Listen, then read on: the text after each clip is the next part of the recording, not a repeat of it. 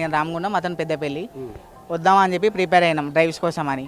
అయితే నాకు third or fourth call చేశాడు.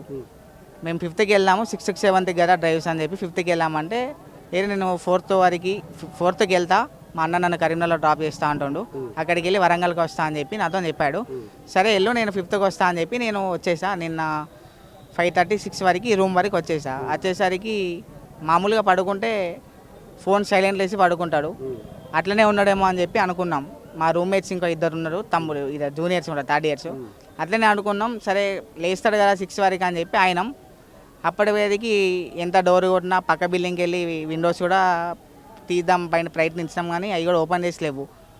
సరే ఏం చేద్దామని చెప్పి ఒక 10 నిమిషాలు వెయిట్ చేసినాం, మరి పడుకున్నోడు లేస్తాడు కదా అని చెప్పి ఆగి ఇక ఒక టైంకి కింద ఓనర్ వాళ్ళకి ఇన్ఫామ్ చేసినాం, ఇట్లా డోర్ ఇట్లా కొడుతున్నామని, ఏమైనా ప్రాబ్లం అయితే కూడా చూసుకుంటాం మేమని చెప్పి డోర్ అనేది పలగొట్టేసాం. పలగొట్టే టైంకి ముంగట రూమ్లో హ్యాంగర్కి వేసుకొని అటెంప్ట్ చేసి చనిపోయింది. ఓకే, ఇప్పుడు మీ ఇంకో 2 ఫ్రెండ్స్ ఉన్నారు మీ జూనియర్స్, వాళ్ళు ఆ టైంలో ఎటు కాలేజ్కి వెళ్ళి కాలేజ్ 3rd years కాబట్టి ఆ రోజు కాలేజీలో ఉన్నారు మొత్తం.